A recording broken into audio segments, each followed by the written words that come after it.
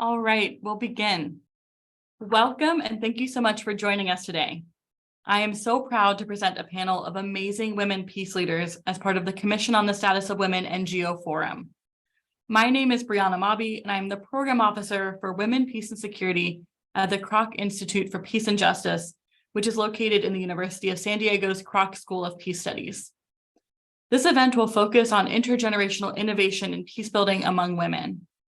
Long-term challenges like the crises related to inequalities and violence, climate change, and food and water insecurity affect people across generations.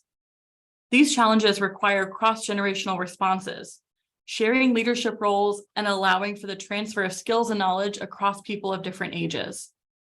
This event focuses and highlights how women and women's organizations are using intergenerational strategies and partnerships to build peace.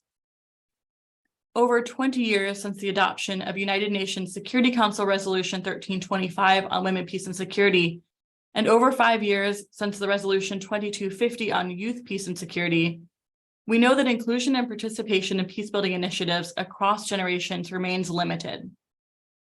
Intersectional and inclusive peacebuilding initiatives are highlighted as key to long-lasting and holistic peacebuilding. But peacebuilding across people of different generations remains a challenge, often due to inequitable power dynamics. It is often difficult to create relationships in which people of different ages and experience levels are engaged in truly equal partnerships, where each partner is offered equal levels of respect and recognition, each learning from the other. Intergenerational peacebuilding offers an avenue to bridge that gap, recognizing young women's leadership in roles in preventing and resolving violence, conflict, and extremism, and identifying them as resources that are essential to building sustainable peace.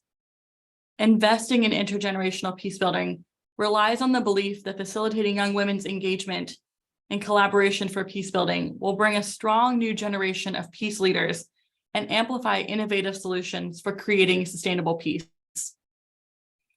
Thank you for joining us today. The core of the Kroc Institute for Peace and Justice mission is to co-create learning with peacemakers, learning that is deeply grounded in the lived experience of peacemakers around the world, that is made rigorous by our place in a university ecosystem and is practically applied by peacemakers to end cycles of violence. Together with women peace builders and international women peace and security organizations, the Kroc IPJ identifies the most critical peacebuilding challenges facing women leaders around the world. We co-develop applied and actionable research to identify evidence-based solutions. This event features leaders from two different Kroc IPJ programs, the Women Peacemakers Fellowship and the Uganda NextGen initiative. Both of these cohorts have focused on intergenerational peacebuilding among women, and both worked jointly in a completely virtual fashion due to the COVID-19 pandemic, another form of innovation we'll touch on today in this session. I'll give you just a quick background to those two programs. Launched in 2002, the Women Peacemakers Fellowship offers an opportunity for women peace builders to engage in a cycle of learning, practice, research, and strengthening peacebuilding partnerships through participation. The fellowship facilitates collaborations between women peace builders from conflict-affected communities and international partner organizations. The fellows co-create research intended to shape the peacebuilding field and highlight good practices for peacebuilding design and implementation. Two of our speakers today, Zaka Gaftali and Yusra Biar, are Women Peacemaker Fellows. We'll also hear from two members of the Ugandan NextGen initiative, Harriet Adong and Rebecca Turiatunga Juna. Launched in 2019, this initiative emerged from the Women Waging Peace Network, which is a network of approximately 1,000 women peace builders, which we also host here at the Kroc IPJ. The Uganda NextGen initiative aims to create intergenerational partnerships in which senior and junior women peacemakers collaborate to implement a peacebuilding initiative on a jointly identified need. The purpose of these partnerships is to contribute to creating less violent, more peaceful communities, to demonstrate the impact of genuine collaboration between senior and junior women in peacebuilding, and to support the development of the next generation of women peace builders. Both of these cohorts, the Women Peacemaker Fellows and the Uganda NextGen community, have created research and frameworks to help partners better facilitate and support intergenerational peacebuilding among women. Each of these cohorts will launch their original work and research in the coming months, so I hope that you'll stay tuned for those events in the future. It's now my pleasure to introduce our panelists for today. Harriet Adong serves as the Executive Director for the Foundation for Integrated Rural Development, a grassroots organization that advocates for the rights of women and girls in rural post-conflict communities in northern Uganda. Her work focuses on leadership development, peace building, and conflict resolution. She has served on the International Advisory Board on Universal Health Coverage under the Civil Society Engagement Mechanism, a global movement that is building stronger health systems for universal health coverage to ensure that policies are inclusive and equitable for marginalized and vulnerable populations. She has participated in dialogues on conflict and peace building in Uganda, Northern Ireland, and Iceland, among others. Rebecca Toriatunganjuna is an Ugandan activist with a focus on peace building and women and youth empowerment. She is a founder of Young Women's Space, a social media space that amplifies voices of women and enhances their access to mentorship and information.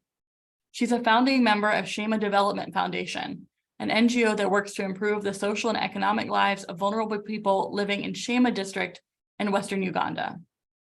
She also founded the Juna Foundation, a nonprofit whose mission is to help children and youth work towards social justice and peaceful coexistence in Uganda, using dialogues as a strategy to counter violent extremism. She also assisted in creating Uganda's third national action plan on women, peace, and security.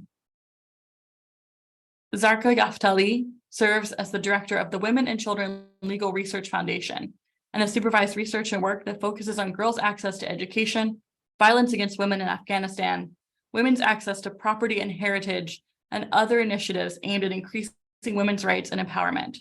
She is a board member of the Women Regional Network of Women Living Under Muslim Laws and served as a member of the High Council for National Reconciliation in Afghanistan.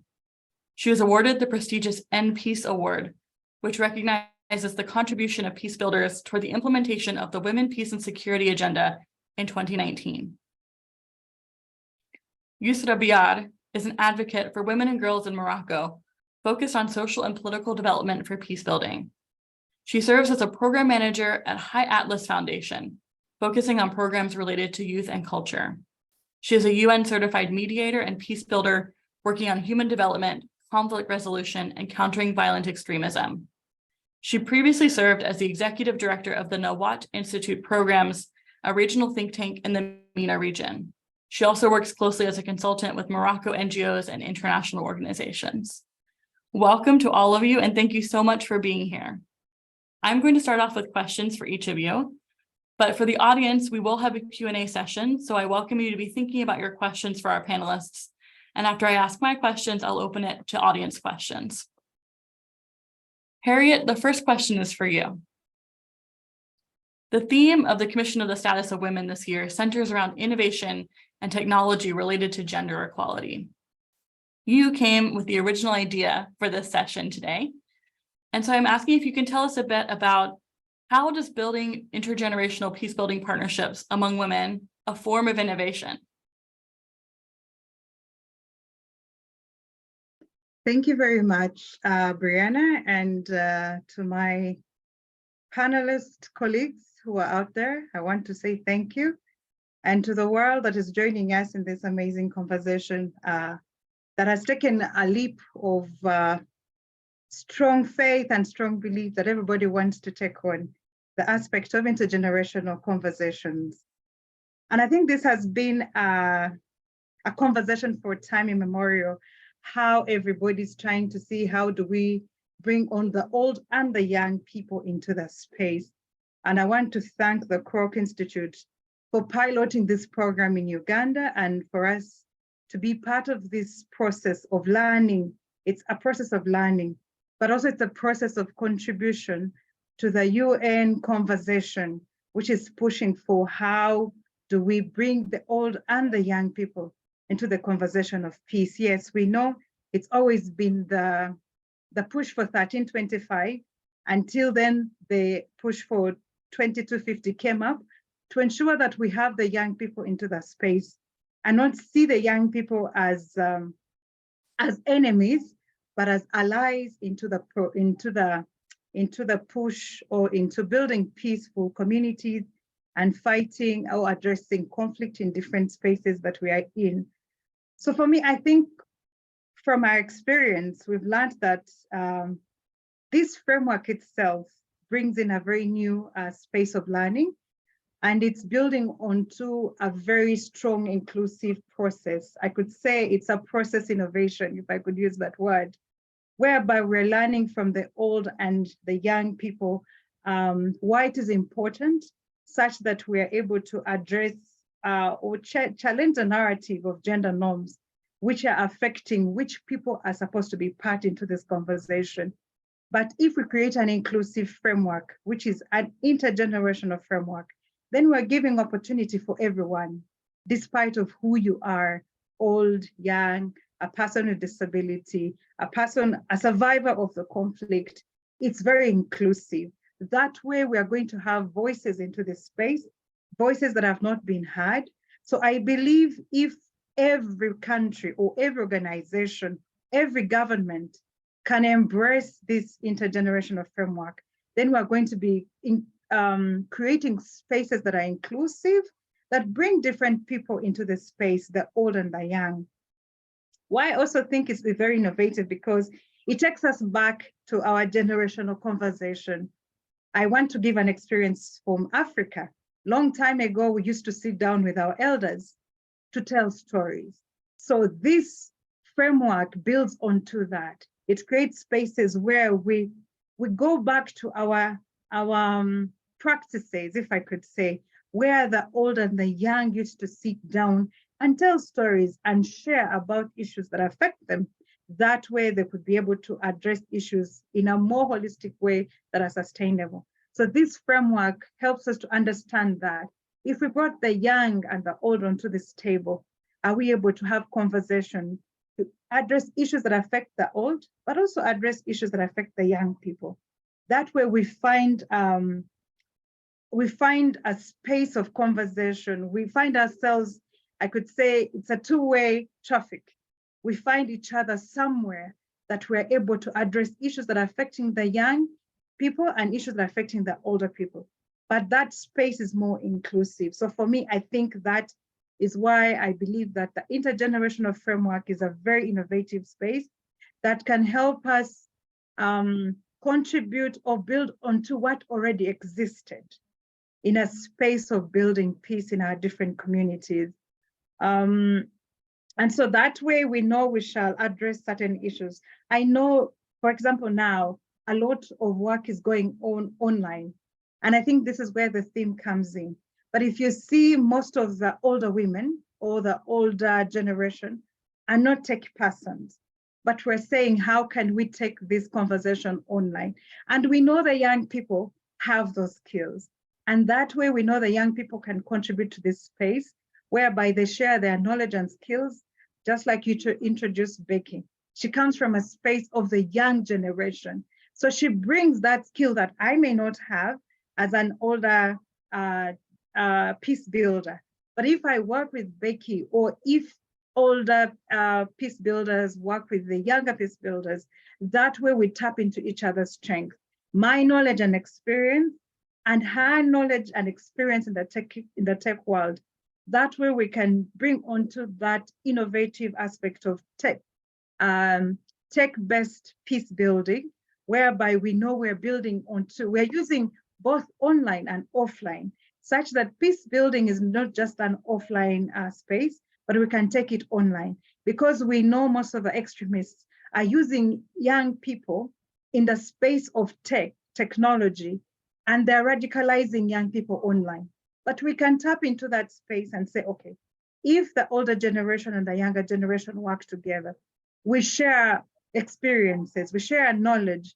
That knowledge we can tap on it, and then take it into the online space and build a community online which engages both the young people and the older people in the peace building process. So I think this framework is a very good framework that we've learned from, and we have seen things working, given the fact that it was developed and implemented and piloted and tested during the COVID time. We saw so much happening in that space where the young and the old were coming together to enhance peace building processes, both online, but also offline. And I also think it's right now we're all trying to see how do we embrace data, but we know you cannot have data if you don't have so much tech-based approaches and platforms. So I believe through this framework, the older generation or the older peace builders can still tap into the young peace builder skills, because we know there is a lot that is being platforms that are being developed by different peace builders, but most of these peace builders are the young peace builders. So if, and we know we need to get data such that it helps us in our advocacy work on how to employ policy makers to address issues of conflict in the different spaces, but also have voices of the women and the young into that space where they have evidence-based data. And we cannot do that if we don't have the young people in the space, because that skill is something they come with, designing data collection tools, coming up with different apps for data analysis, or mapping conflict, where conflict is, and all this we know we can use it. We can use different technology. For example, mapping apps that are being developed, you know, to map up the most conflict or the most harm affected communities, or, you know, something like that. But we know all that technology can only be from the young people, really, because most of the old generation may not have those skills. And yet, if we bring ourselves together in that space, I know that is something, or that's a platform that we can embrace to just not only co-create ideas, but also co-create ideas that are sustainable. So I believe the intergenerational framework is a good framework. And I want to employ again the Kroc and other partners that are embracing it. And I believe if different organizations, again, governments, embrace this kind of framework, we're going to see peace building processes that are sustainable, that are inclusive, but that are owned by the communities where conflict is. Because that way, you know, the old people don't know everything, and so do the young people. But if we come together that way, we can be able to address these issues. And I want to say that from my experience, embracing this framework has helped us to generate different ideas in how we can contribute to peace building in our communities, whereby the older peace builder and the younger peace builder come together to share ideas. That way, we've been able to contribute to peace building in our communities, given the fact that my community, where I come from, is a post-conflict community.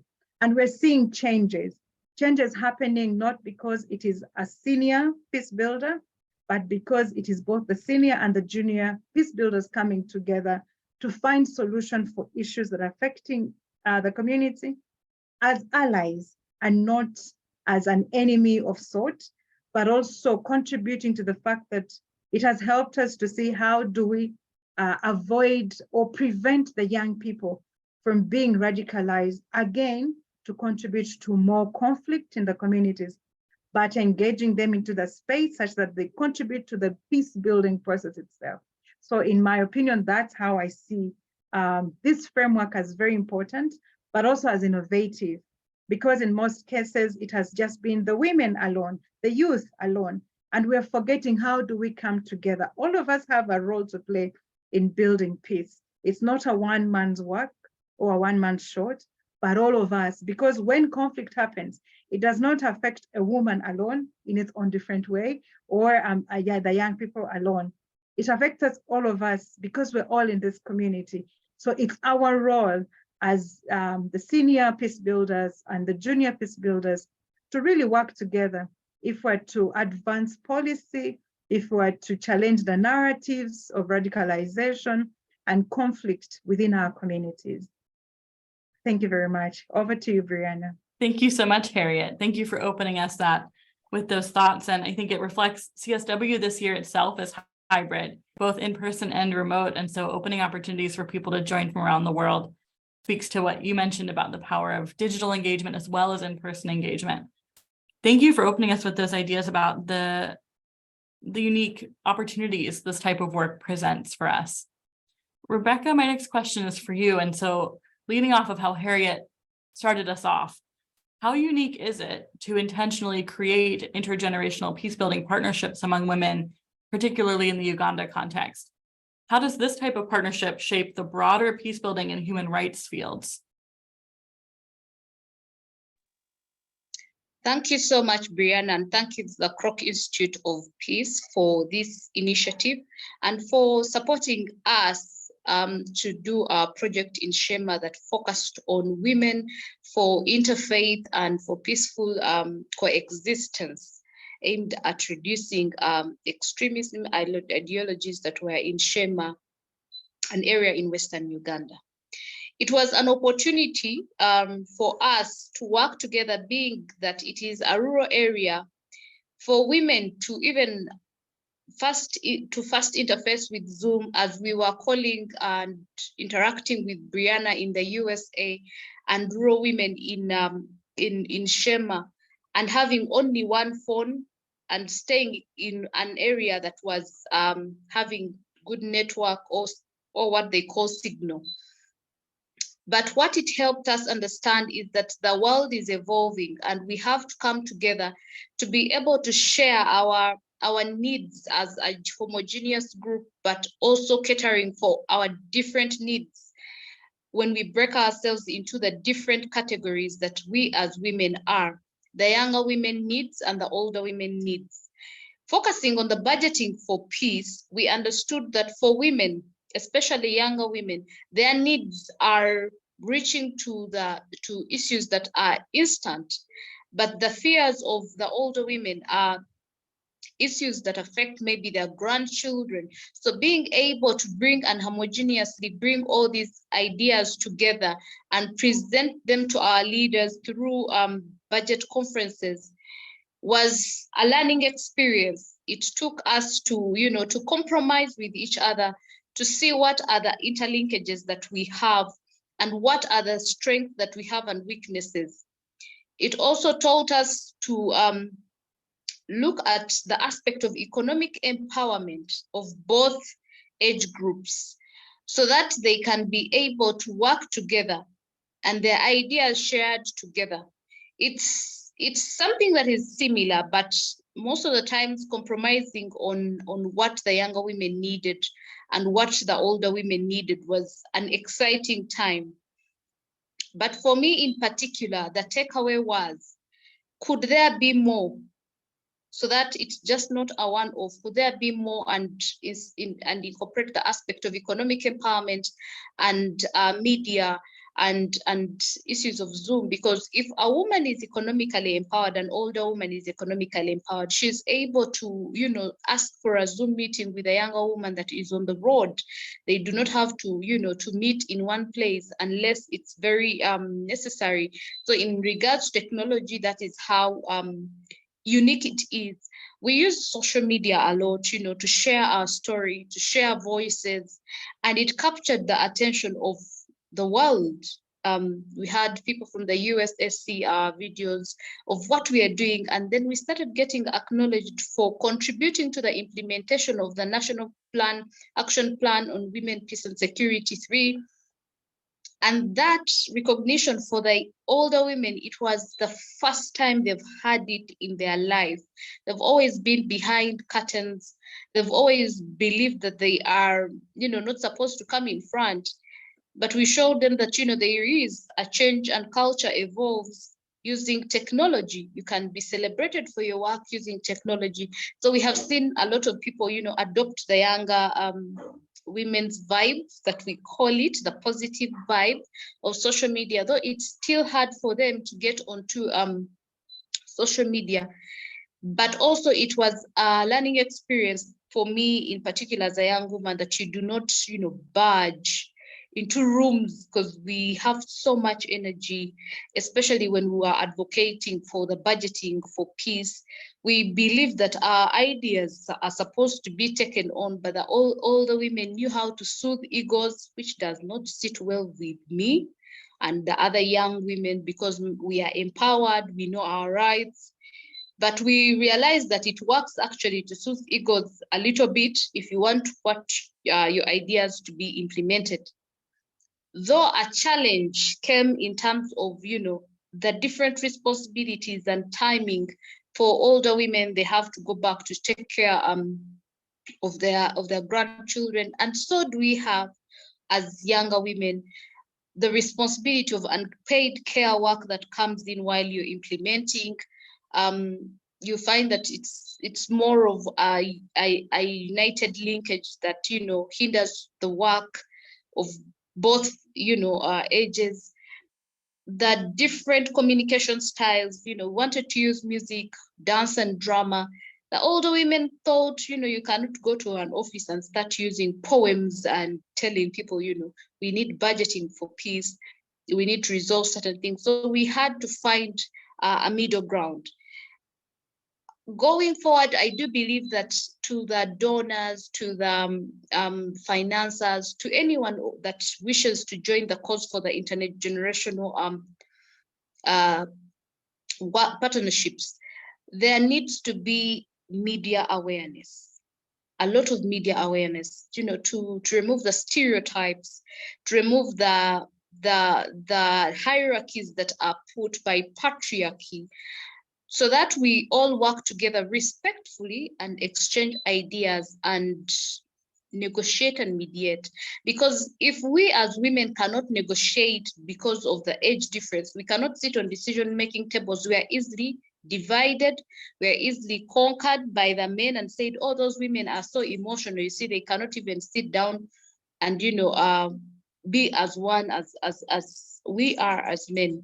But I pray that we also have exchange visits to see other women that have made it better than us, and how they are taking on this initiative, to learn more, but also share our experiences. This would work like one exchange visit using technology. Thank you, Brianna, for for the support and for the guidance through all these projects and doing community. And we learn a lot. When you read about the Kroc Institute work, you're able to incorporate it into some of the work that we do at national and local level. Thank you so much. Back to you, Brianna. Thank you, Rebecca. And I think you highlighted some really critical points for how do you actually do this work, right?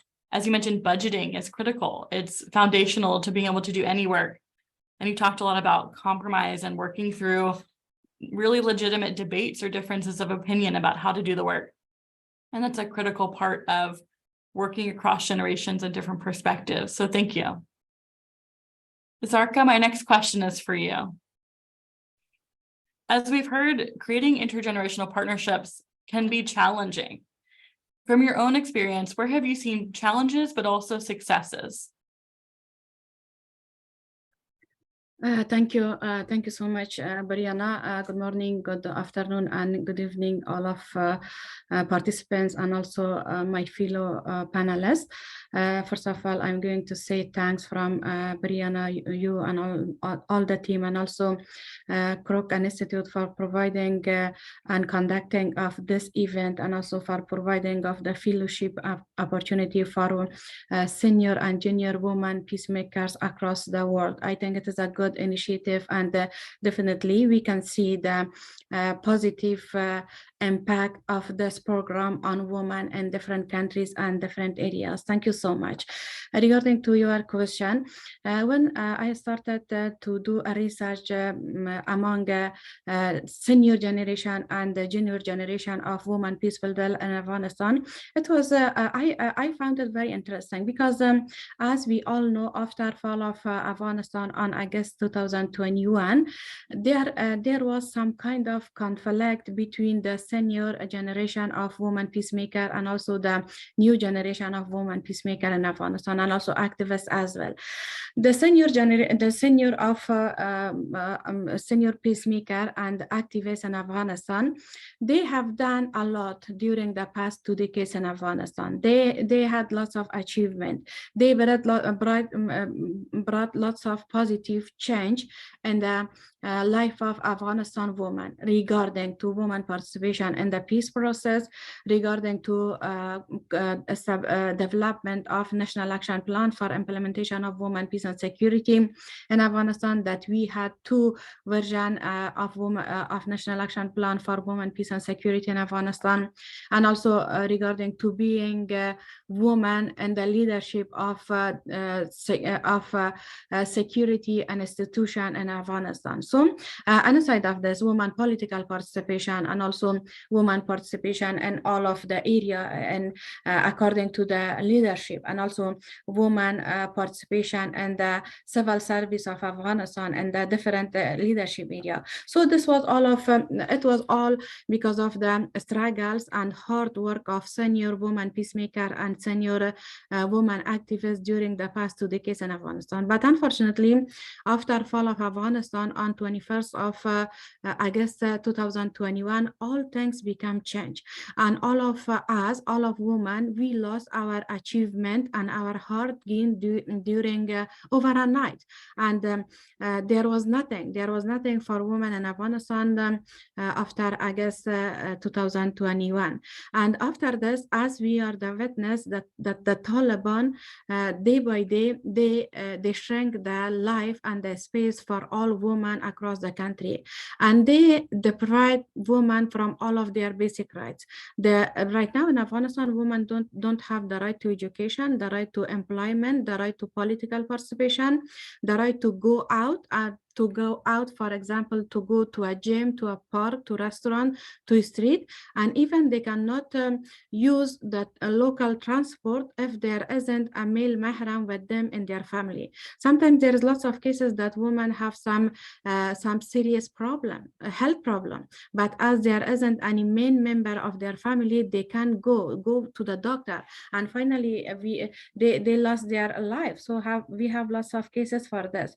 On that time, the new generation of Afghanistan, the women, they want and they start resistance against Taliban. They shared their voice. They started their resistance on the street of Kabul and other provinces of Afghanistan to ask for their basic rights. And this was the time that there was some conflict between the senior generation, senior peacemaker, and also new generation of women in the country.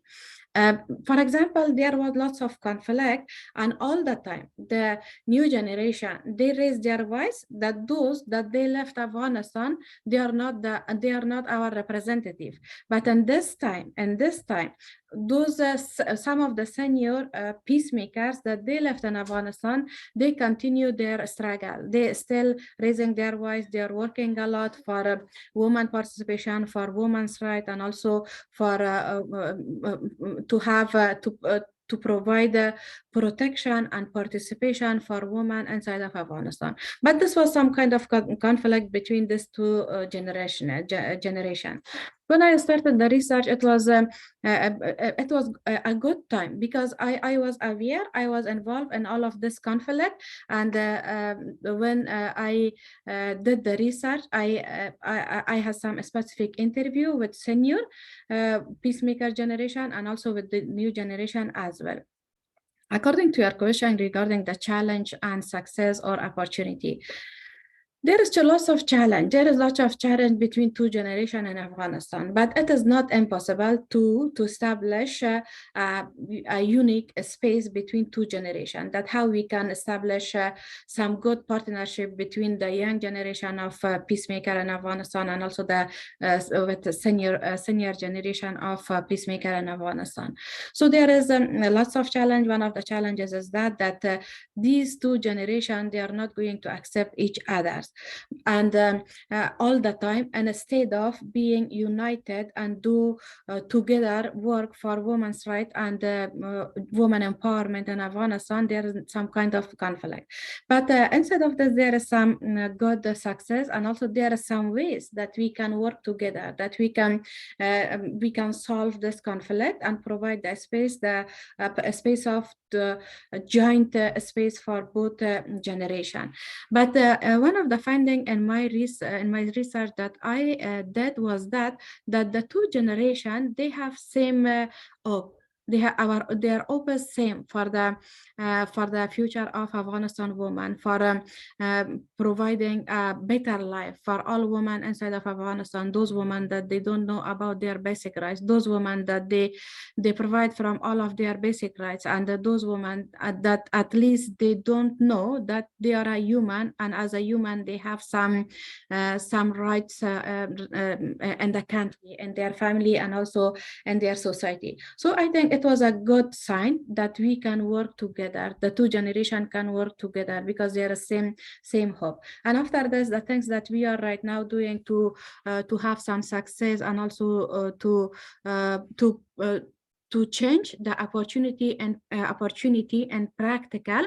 Right now, we are working with different young women across the country, young women groups across the country, young women groups that they are students in the different university, young women group that they are civil society activists. Right now, my organization, we are working with different group of young women in the country. We want to build their capacity, and also we want to provide a space for them to raise their voice, and also we want to provide the international platform for them, that they should raise their voice, they should be capable, and also they should do some things for women of Afghanistan with us. We want to have some kind of joint work and joint advocacy. For example, one of the joint work that we had with the new generation of women peacemaker in Afghanistan, as we all know that United Nations Security Council, they are going to renew the UNAMA mandate in Afghanistan, and there was lots of concern for all women's rights activists regarding to bring change in the mandate of UNAMA in Afghanistan. So we decided that we are going to write a letter from the women's rights activists, the senior and also the new generation of Afghanistan, and I am very happy that this morning we sent this letter to all members of United Nations Security Council and share our demand and concern regarding to the change that they want to bring in the mandate of UNAMA. And our concern is that they will remove the area of women, peace and security, and also the issue, the parts which is related to human rights and women's rights in the country. And I hope that this joint work come up with a good and positive result with all women of Afghanistan, especially for those that they are still in Afghanistan and facing with lots of difficulties right now in a country that right now there isn't any hope for all people, especially for poor women and girls, that they don't have any access to, they don't have access to their basic rights. So we are going to continue, and I'm sure that this kind of joint work and coordination between two generations in Afghanistan, it will be very useful, and definitely will be bring a positive change in all area of Afghanistan women's life, especially regarding to women participation in peace and security. Thank you so much. Thank you, Sarka. And thank you for the work that you're doing to reach across that divide and support women in Afghanistan. I think you pointed to of course, the many challenges that women in Afghanistan experience, and the many different ways that people are working to build peace, even despite those huge challenges. So thank you very much. Yusra, my next question is for you. What are some best practices for creating mutually beneficial, equitable, intergenerational partnerships among women for peace building? Thank you, Brianna, and hello, everyone. So from my experience and from the Moroccan experience, one of the main things that I think is crucial is communication. And I think a lot of my colleagues mentioned the communication aspect as a very important component when it comes to building bridges between the two generations. Communication can be done in so many ways, but one way that has proven efficiency when it comes to a lot of research and a lot of work that I've done is to actually share experiences, share the lessons that they learn, either from the older generation or the younger generation. Sharing experiences help not only understand the cultural and the background context of both generations, but it also helps build the trust between the two generations, which is a very important thing. You cannot work with someone and you cannot share a workplace with someone unless you trust that person, unless you trust that generation. So communicating, building a platform of understanding and sharing one mission and one objective can help facilitate a lot of the work that will come in the future. Also valorizing and capitalizing on the skills of each generation. For example, one of my colleagues mentioned that, you know, the younger generation have a lot of expertise when it comes to technical tools, when it comes to a lot of technical communication skills, maybe social media. And so exchanging that knowledge when it comes to high tech or new technologies and sharing them with older generations can help facilitate the conversation and the work between the two generations. This is from one hand. From another hand, bringing together two generations needs to have, and working together needs for them to have the same outcome at the end of the day. You don't want to have the outcome that is beneficial to one generation but not beneficial to the other. So making sure that the outcome is beneficial for both generations is also something very important. Of course, this will bring the alignment and the understanding of the mission and the objectives. For example, I'll take some of the best practices that we've had and we've been recommended doing the research. For example, the case study that I've worked on about the Mushidat. We had a lot of recommendations that came up doing the research from the younger generation specifically. One of them was, I remember one person told me that, okay, I like that the Mushida is older than me, and I like that that person is from another generation, and we sit in this setup that is very formal. I would have appreciated that we go, both of us together outside, do some volunteering, maybe for the older generation to join whatever I find that is my center of interest. And so creating a center of interest that is important for both generations is also important. Also using some audio visuals in communication that also helps both generation understanding. One other thing that we've had was a lot of work that's done between the two generations, specifically when we have the older generation or the senior generation giving a training, it is given in a certain formal way and it's not interactive. So one recommendation that we have is to have an actually interactive session where both generations talk about their needs, talk about what are their challenges, and create this, you know, roundtable discussion instead of a very formal training of an old model, as we say. So creating and adapting to the actual context is very important. I want to also mention that, okay, we have the senior generation and the older generation that needs to adapt to the younger generation, but it needs to be vice versa as well. For example, we have a lot of younger women that advocate for certain ideas, certain thoughts, but they don't take into consideration the cultural or the belief context of the older generation. We don't have the same belief system. We don't have the same values as they do. They come from an older generation. So I would say that they are very restricted when it comes to certain things and certain thinking.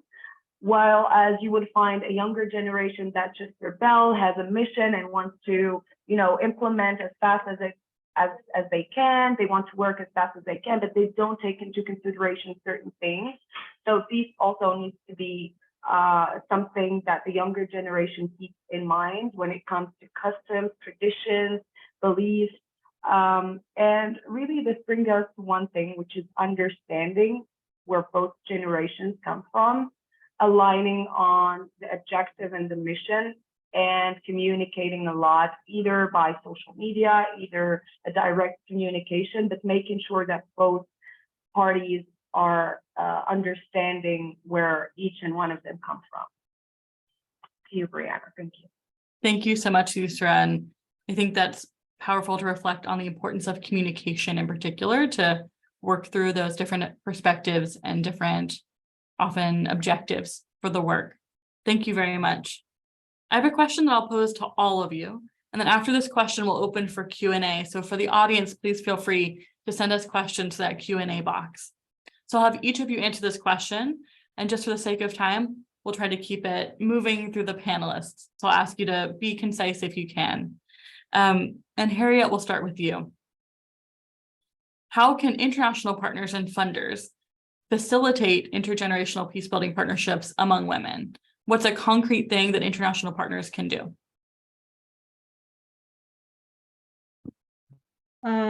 Thank you very much again. And to the panelists, thank you for your amazing sharings. I think for me, one thing, I want to pick from what Biara said and also what Zarak said. There is a conflict moving around between the young and the old. And for me, the question is, what is causing this? Is it because we are fighting each other for funding? Or is it because the donors are the ones who are actually pushing for this? Because the donors are saying, can we have a space where the young people are there by themselves? And the women funders are saying, can we have the women in the peace building space? So I think for me, that is something that we need to unpack and understand very well. Funding is a big issue, especially if you're looking at funding tech-based peace building processes. It's very important to support that. But how are the donors coming up into the space and say we are going to support the young and the old to work together, not against each other? Just like Biara said, again, I reiterate, yes, the young have more tech skills, but then the question is, how are we bringing this? How are we bridging this gap? Is it the funding that is causing this? But if we said, can we support both the young and the old to work together? Just like the project we're doing with Kroc Institute. It's saying, yeah, there is money here, but how can we have the young and the old work together? And I think for me, that is something that I would be very proud of. If we're looking at funding, how do we bridge that gap to make sure we support partnerships and not people to work against each other? Because we know tech-based peace building is very expensive, and also ensuring that we support the organizations or the peace builders, institutions or associations to be safe online. All this requires funding. So for me, funding is one point, but it should be holistic kind of funding, not just a way of funding a project and it ends. Peace building is a long-term process. It's not a one-off. And that's why I always have issues with peace building funders. Because for them, they think the fact that there is no gun, it is now quiet, it is peaceful. But people forget the aftermath of the war, if I could say, the voice of the gun. There are so many other things that continue to happen in these communities. And if we don't support this process of building peace more holistically, and we're only funding project-based projects, I think for me, that's where we lose it as donors or as funders. How can we empower peace builders through sustainable funding and not just one-offs? Then the other thing I'll talk about, what donors can do, support peace builders, institutions or individuals through unrestricted funding. But if you're giving me funding and you're restricting it, and yet you know peace building is evolving, it's not static, it's not the way it used to be. Now we're talking about tech-based peace building, which was not the case before. So how can we look at unrestricted funding, but also looking at funding that is very flexible to support the peace builders from the aspect of ensuring it's not just a one-off, but it is sustainable in one way or the other. And the other thing I noticed in some of the peace building work, peace builders are not supported. You're supporting only project activities, but we're looking at individuals who are doing this work, putting themselves in harm's way in one way or the other to ensure that they create peace or they contribute to peace in their different communities. So I think for me, those are some of the things that I would pick up on Thank you. maybe two more things. One is, how can we create like we had a lot of peace building is going online. So how can we create those online hubs where peace builders learn from each other? Now we're being techie in peace building. How do we do that? These online spaces or safe spaces that peace builders can feel secure and peace builders can share more, especially from both the senior and the junior. And lastly, I want to pick from what Zarak said. How can we document or research? How can we fund a lot more of research-related work in peace building, but also archiving what we've researched? I want to give an experience. In Uganda, for example, if you talk about peace builders in Uganda, there's only one person people always talk about who even represents at the UN, and that is Betty Bigombe. She comes from my place, but she's the only one everybody knows about. But we know there are so many peace builders out there in different spaces of in this different world. How do we document such that the world gets to know even these unknown peace builders who are doing the little small work in their little communities? The world needs to know that they've contributed to the achievement of the agenda, of achievement of 1325, of 2250, all these UN resolutions that came up. At least we have someone that is contributing to that. Sorry, over to you. No, it's wonderful. Thank you for all the ideas. I just have to keep an eye on time, but thank you so much. Becky, I'll give you the same question. What's one concrete thing that international partners or funders can do to support this type of partnership? Thank you so much, Brianna. I would like to see more acknowledgement of our work and profiling the peace builders that are doing great work that is intergenerational, maybe on the website of Kroc Institute or Women Waging Peace, on the social media pages, on their YouTube channels, sharing all those things out to the other people to know that these people are doing great work. This gives a platform for government to tap into these people's visibility and say, come work with us. Other donors to say, come work with us. Then profile the best projects, that have had ripple effect in the community, and fund projects that are interlinked. For example, projects that are working with government and CSOs and community, because we cannot operate alone. We have to move together, as we talked about compromise. For example, for budgeting for peace, you have to work with government because they are the ones that hold the budget. Then also use of taking advantage of media opportunities. For example, is there a CNN or a BBC person that wants to run a documentary about peace building? Can you say, oh, I have a team in Uganda that does that? Is there a time we can lobby for space on these international media spaces to interact with their news anchors about peace building? That opportunity also, when the funding, let's say from Kroc Institute is finished, you also can showcase your work using this platform, but also create a platform for exchange visits. The exchange visits to see how are the peace builders in USA doing it, how are the peace builders in Asia doing it, how are the peace builders in Europe doing it, how are the peace builders in Africa.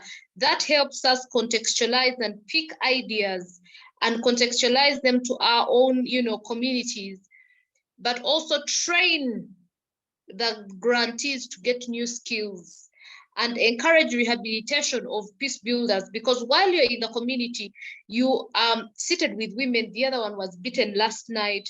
So you come back with your trauma, you find that your body is so, angry. You don't even know why you're angry with the world. You don't even know why you're going onto a decision-making table, but you are still rude to people. But because you had an emotional event in the field, it's affecting. So can we have maybe counseling hubs, funding for counseling hubs, or setting up counseling hubs for, the peace builders, ensuring and making a call for budgeting for peace. making sure that it's not just a classified budget under peace and security sectors in governments, but having just budgeting for peace of negotiations, mediations, media awarenesses, community dialogues, being out there, just not funding the army people to go and fight and, you know, to be at the front line and calling them classified budgets, but to have also civil military relationships that are good, you know, to improve all those things and build the trust. But more so is to train us, because maybe we are using rudimentary tools. But do you know what it would feel like as I was training those women and calling Brianna, and she was on Zoom and they were so excited. Imagine a podcast for those women speaking in their language, and we have an interpreter. All these things are trained. They are things you don't just wake up and learn in one day, and therefore they would need capacity building, you know, enhancing our knowledge. Is there a link that you have seen that you know that if I read it, I would, you know, improve? Share it. So Brianna, thank you so much. And that is my parting shot. Thank you so much. And Zarka, I'll give you the same question. How can international partners and funders support intergenerational peace building among women? Thank you so much, Brianna. I agree with the point with Heret and also Bikiris. But as you know, the situation in Afghanistan right now, it is different. Unfortunately, from 24th of December, when Taliban announced their recent edicts on ban of women works in NGO and INGO, right now, no woman is working in the NGO and INGO, even in the UN agency in Afghanistan. So it is difficult. And inside of this, after fall of Afghanistan, we received several announcements and letters from the Ministry of Economy of Taliban that they said that no one can do and implement any activities, any projects regarding to women, peace and security, regarding to, for example, justice, women legal protection, and also all things which is related to women. So this is the situation is different in Afghanistan right now, unfortunately. But inside of with these kind of problems, at least my organization, we decided that we are going to continue our activities, and right now we are doing those kind of activity which we can do online, because right now there isn't any permission for women even at least 5 women they can sit together and conduct some kind of meetings. But right now we are doing some of our activities online. Now, for example, we have planned to establish a women, peace and security online course for youth generation, for both men and women, boys and girls, that we want to build their capacity regarding to peace and security in Afghanistan. Definitely the situation will be, this situation will be not for a long time in Afghanistan, but we should build the capacity of our new generation. They should have information regarding to women, peace and security, and they should have a good known regarding to peace building, conflict resolution, and also social peace. So social peace is some kind of activities that right now we can do for women participation in the social peace in the country. And inside of this, it is good that we have participation of women in negotiation, which is conducting regarding to Afghanistan with different countries, especially those countries that they are involved in such a situation of in the current situation of Afghanistan. So I think the main things that donors and fundraisers right now they can do in Afghanistan, they should support women-led organization. Right now, after fall of Afghanistan, 700 NGO registered in the Ministry of Economy, and all of them is from the Taliban. Taliban are not leading this organization by themselves, but there are some relatives, some friends are in the lead of this organization, and they want that they should have all of the humanitarian aid which is coming to Afghanistan by themselves. So if the donors and the international community, they should support women-led organization, this is some kind of support that they can do for aliving of women movement and also women-led organization in the country. Thank you. Thank you very much. And finally, Yusra, a similar question to you. What's a concrete thing that funders and partners can do to support this type of work? Thank you, Brianna.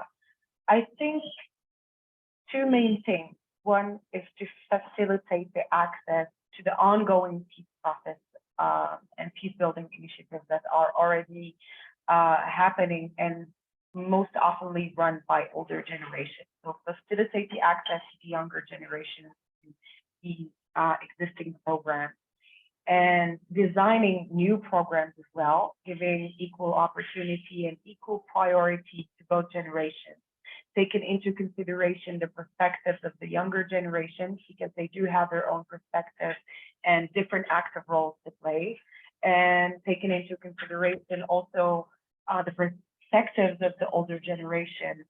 This is from one hand. From another hand, and I want to add up to what my colleague said about the donors, I think one of the recommendations and one of the programs that I personally worked on with the donor actually imposed that an older NGO paired with a younger led NGO. So we paired the two generations from two different NGOs from two different generations. We paired them together. They had to work together on the same program and the same project, which created this new way of working, new perspective, new tech coming from the younger generation, wisdom coming from the older and senior generation, network as well coming from the older generation, specifically when it comes to working with the government entities and the decision making. These contacts came from the older generation and not the young, but it helped, build this new relationship between the younger generation and the government, thanks to the older generation that worked as mediators. So they facilitate the communication, they facilitated the contact, and it was beneficial for both of them. They worked on the same objective, the same mission, and it was imposed by the donor at first, but then it's proven that it was, very efficient when it comes to working in the field and working on the budget and working on the project management components as well. Thank you, Brianna. Back to you. Thank you so much.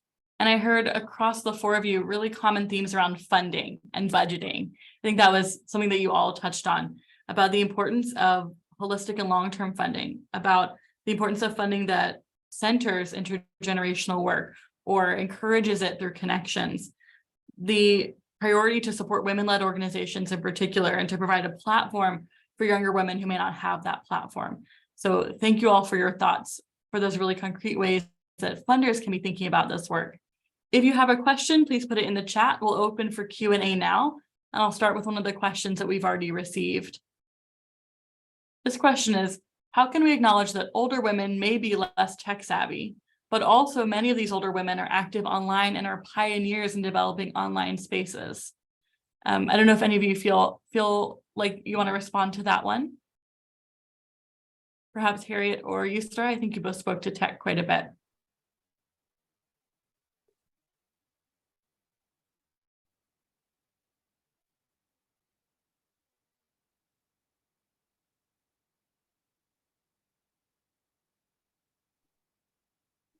Well, I think it's very important. We are not saying that women or the older generations have not been in the space before.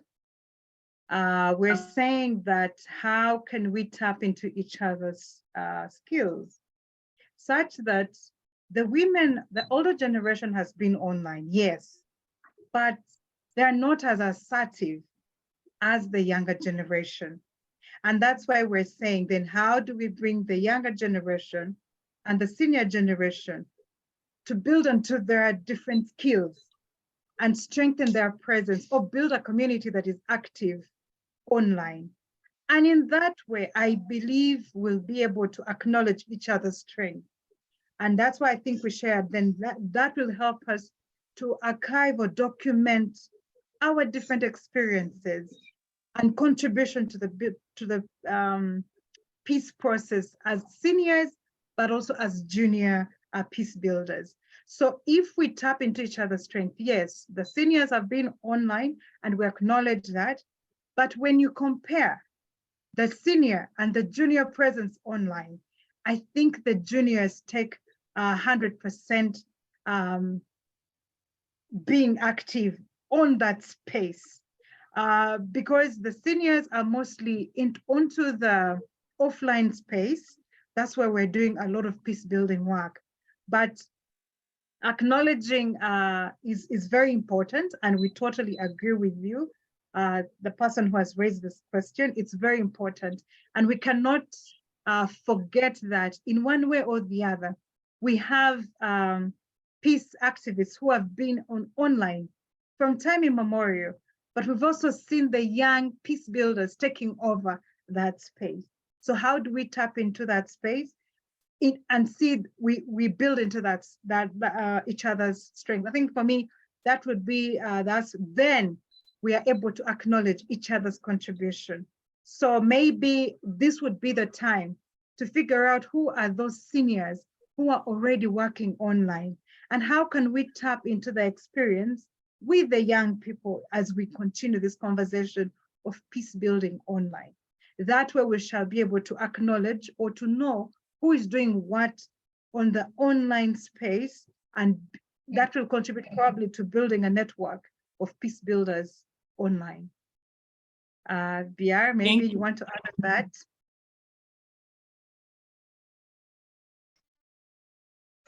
Thank you, perfect. We have another question related to funding specifically about, we're speaking here about international funders supporting often local-led projects. This question is about, have you all had success or seen successes about finding resources more locally, local donor support, in addition to that international donor support? Perhaps, Zarko, you might be able to speak to this, or perhaps Becky.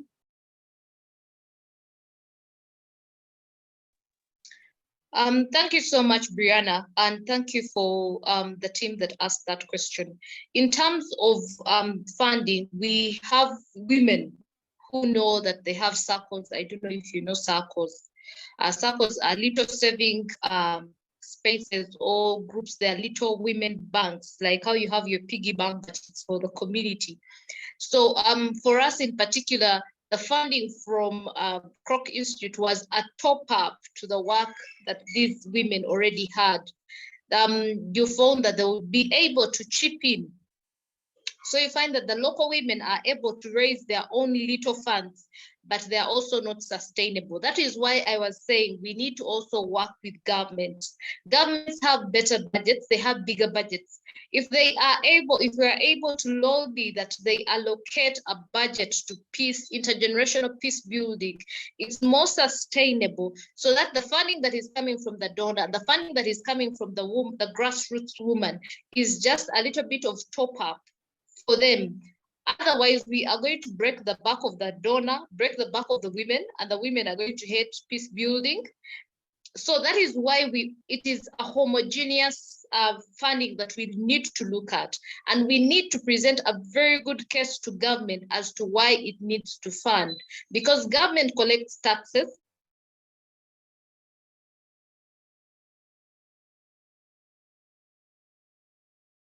Becky, I think we've lost you a little bit. Yusra, I saw that you had your hand. Would you like to respond while we wait for Rebecca to join us again?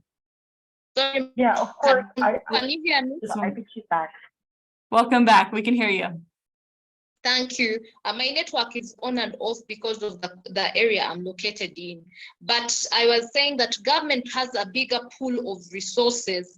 And for example, in Uganda, the budget is not only funded by the local the taxes that are collected, but it also has foreign donations, it has World Bank funding, it has IMF loans. So as they are going onto these negotiation tables, the Minister of Finance, to get money, can we ensure that budgeting for peace is put?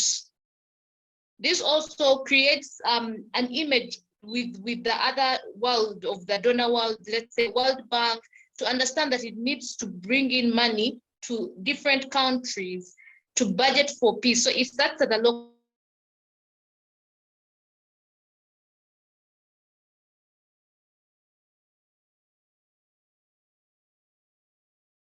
Yusra, please go ahead, and if Becky joins us again, we can let her finish her thought. All right. I thank you, Judy, for the amazing question. And I just want to highlight when it comes to peace building work, and for example, when it comes to the programs on countering violent extremism that we do in Morocco, peace is a priority for the country. So you find that the country invests a lot of money in doing peace building work, in doing countering violent extremism work. For the example of Morocco, I think what we rely on when it comes to international partners is more of the expertise and the technical skills, more than the actual money investment. Of course, we have a lot of programs coming in. We have a lot of, investment and donors that come to implement the program. But in these sensitive programs and sensitive projects, cannot be implemented just with the international donor. You have to implement them in partnership with the government, with the official institutions of your country, for example, in Morocco. So they do also provide some money, and they also provide the access to a lot of institutions. They provide the contacts, they provide all of the partners that you need to work in order to, implement the program efficiently. So for the example of Morocco, I think what we rely on mostly when it comes to international donors is not really the money for the program, but most the technical skills and the lessons learned from different regions and different countries. And we try to adapt them to the local context. Thank you. We have a question focused on innovation, which of course is part of the CSW theme this year. And the question is, when you're thinking about your work, how do you balance your day-to-day priorities or the biggest challenge of the day versus being innovative and thinking long-term?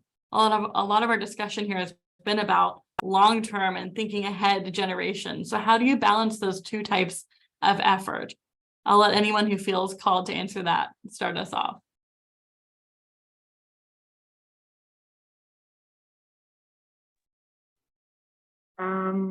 I can answer very quickly. For example, as my current job right now is a program manager when it comes to all programs related to youth and culture. I have different programs. They could be related to agriculture and they could be related to education. But at the same time, I always find a way to integrate some of the activities that support the peace building process. For example, we bring together different groups from different religious backgrounds in our country, from different, cultural and religious minorities, and we create this interaction that is very smooth and peaceful and understanding of the other person's context and acceptance. So if you take a younger person and you just provide them with this idea of accepting the other no matter what their differences are, you're actively supporting the peace building process, because they will, grow up to be older generations, and it's not direct, but it is a work and it is a vision. So peace building is not just activities, concrete activities, but it is a vision and it is a way of putting projects into the ground, and it is a way of thinking. So if you are able to pass this mindset, then I think it can easily adapt to the everyday work. Thank you. And Zarka, I wanted to invite you for this question as well, if you'd like to. How do you balance those day-to-day crises or the challenge of the day with a long-term vision for peace building?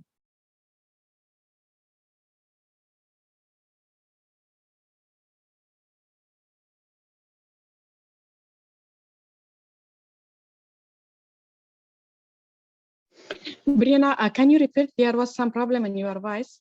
Oh, I'm sorry about that.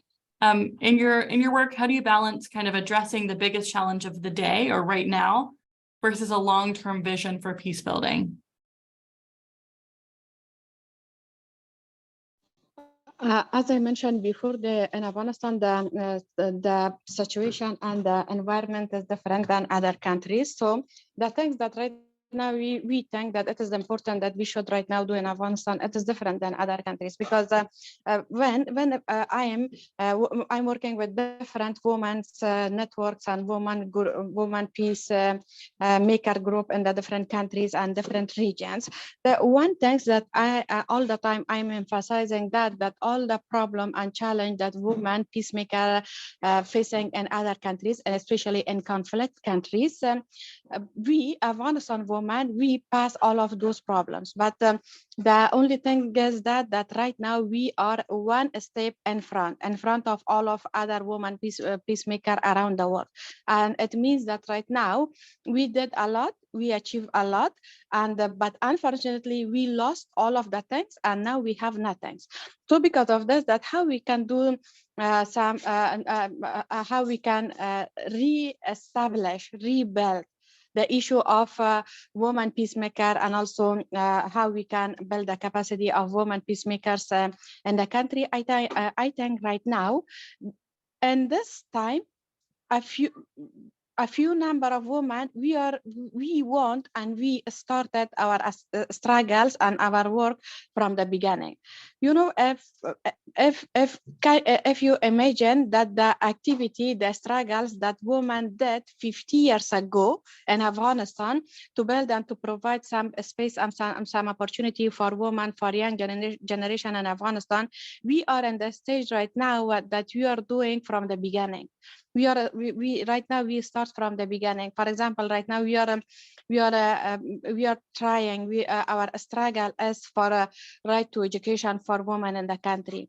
Our struggle is that to provide the right to work for women in Afghanistan, and also women political participation. That I think in current situation, we are very far from women political participation in the country, but we are trying a lot, and at least we are trying to provide a space and the environment for women that they themselves safe, and they should be alive. There is lots of security threat for women peacemakers and human rights activists in Afghanistan. We are in contact with different countries, with different donors, especially those that they are working for women peace and security, the member of United Nations Security Council, that how we can protect the life of a woman in Afghanistan, and then how we can provide the opportunity for their participation, especially in the participation in the peace process. If it is impossible for those women that right now inside of Afghanistan, but one of our recommendation all the time in the international platform is that women should be part of all of the negotiation and all of the talks which is going to conduct about Afghanistan, and women should be in the table. This is when women.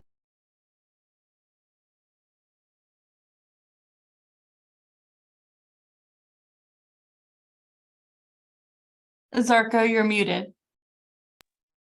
Thank you so much, Brianna.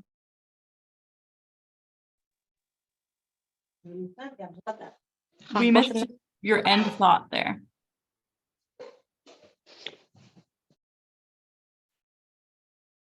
Okay, thank you. Can you hear me? Yes, thank you. Yeah, and I mentioned that our emphasis right now is that with all of the international platform, with all those countries and bodies that they are involved in the situation of Afghanistan, our demand from them is this: that they should have women in the table of negotiation, in the table of every talk which is going to conduct about Afghanistan. And if we have women in the table, then the agenda of women will be not on the table. Thank you very much. I've got two more questions, and I think then we'll wrap up the event. We have a question specific to Uganda here. It's about Uganda works through a decentralized government. And so Harriet and Rebecca, I'm hoping you can speak to this.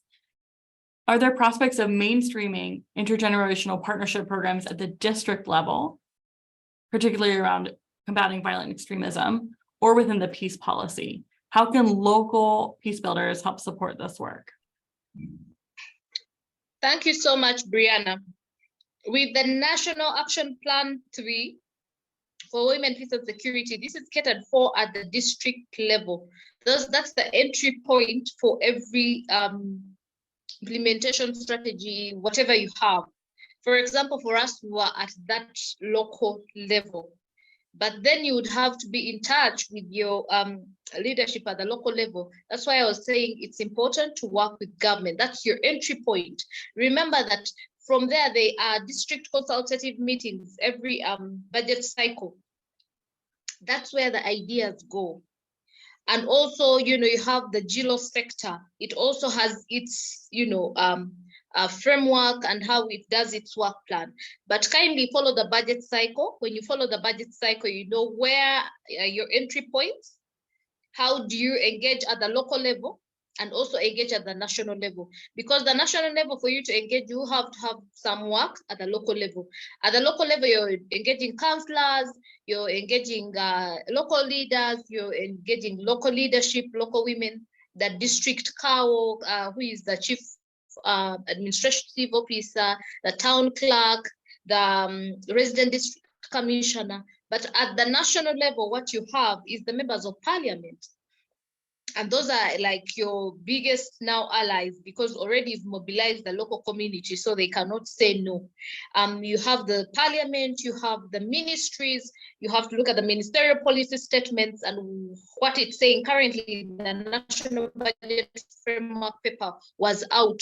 You check out and see this was not, highlighted. So you go back to the next budgeting cycle and say, what are my entry points? And move with your counselors so that they are able to put these things in. But also you look at the Ministry of Gender, the entry points that are there. Who is the representative? That's the community development officer on the grassroots level. So those are your entry points, the budgeting process, also the work plans for these different ministries, departments and agencies, and the Ministry of Local Government. So currently, that's where you can have your ideas, your questions and accountability issues, put.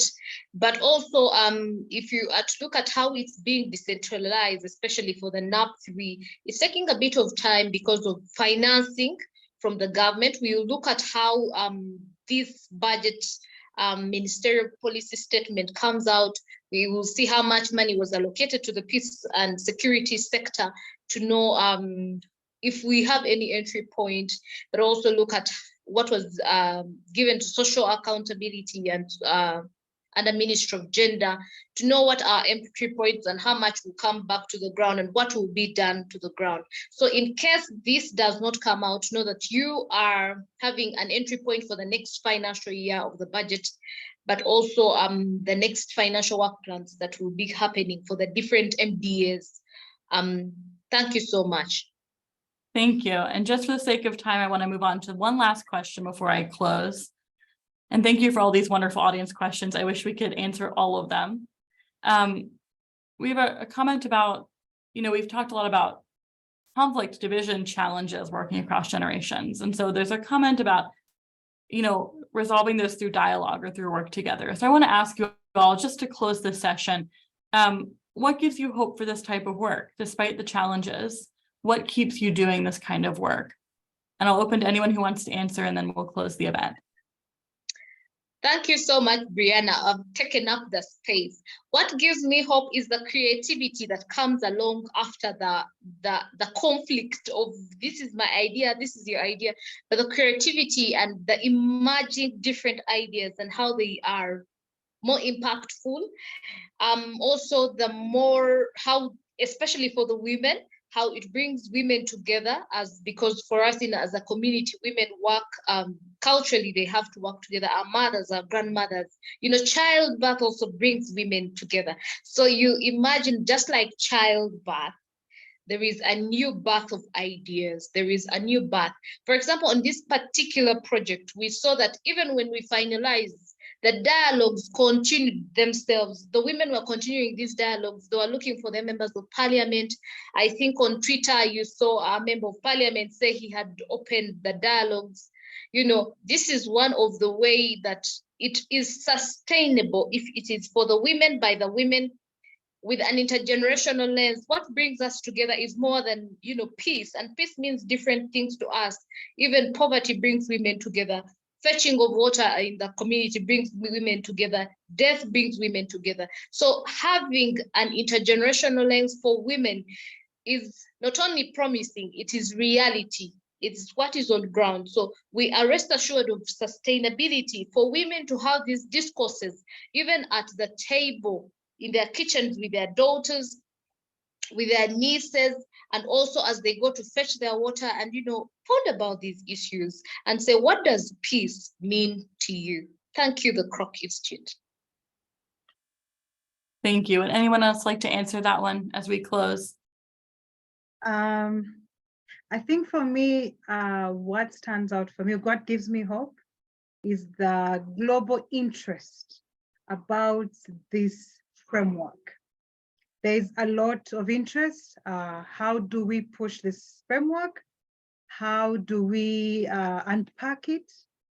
That interest from the donor, from the policymakers, but also from us as peace builders, because as senior peace builders, we shall not be here forever. And the truth is, we must pass on the mantle. So we must mentor other young peace builders to take on this mantle from us, such that peace building is a continuous cycle. It doesn't die with me as Harriet, but it continues to someone else that I believe can take on the mantle and mobilize other young people to do the work that I started. So for me, that gives me hope. And I believe for us as peace builders, we are the ambassadors to push out this framework and let people know why it is very important. So that gives me hope that as a senior peace builder, it is my role and responsibility to be the ambassador, to spread the news about the intergenerational framework, to let people know why it is important. So for me, those are the things that stand out. Thank you. I think that's a beautiful note as we wrap up, that this work doesn't end with us, any of us individually, that peace building is long-term work and requires building community and being in partnership with each other. Yusra, go ahead. I'm just going to keep it very short, but I think personally what gives me hope is seeing where I stand today and knowing that I stand here because of previous women and previous generation that fought for my rights today. And I know that if I do the same thing, that even if I don't see it, even if I don't see results, but definitely the future generations will, because today is a living proof that whatever work and whatever fights and whatever advocacy people, women before me have done, today I am a fruit, and I live and the fruit of the results of the work and the fight that they take. So I want to take the same fight for the future generation, for sure. Thank you so much. And just so Zarka, I'll invite you, so we have everyone represented in this question if you would like. Is there anything that gives you hope? Thank you so much, Brianna. I want to just raise something very quickly in this situation and this very dark situation of Afghanistan, which women experiencing their darkest time of their life. The only hope for me and also for all women in Afghanistan is about the resistance of Afghanistan women. Because this was Afghanistan woman that we start to raise our voice against the Taliban, and also this was the woman of Afghanistan that they ask their rights from the Taliban. So this is the only hope for me is the woman of Afghanistan, and also my trust upon ourselves that we will continue and we will not give up. And I am sure that one day this will be the woman of Afghanistan that they can bring change in the situation of country. Absolutely. Thank you. Thank you all so much. Thank you to the audience for those questions. And I want to thank all four of you so much for your time and sharing your insights and those concrete ideas for building this type of relationship, for building mutually beneficial intergenerational partnerships among women.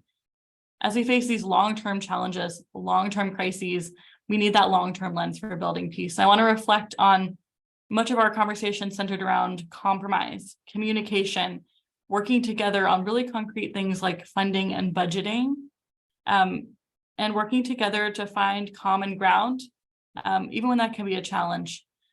to be intersectional across age, experience, and gender, and to ultimately co-create ideas for sustainable peace in the long term. So thank you so much for your insights. As I mentioned at the beginning of this event, both these cohorts, the Women Peacemakers Program and the Uganda NextGen Initiative, will be releasing research and publications in the coming months. So I invite you to stay tuned with us at the Kroc IPJ for those events and that information. You can connect with us online and on our website. You can see our social media information here.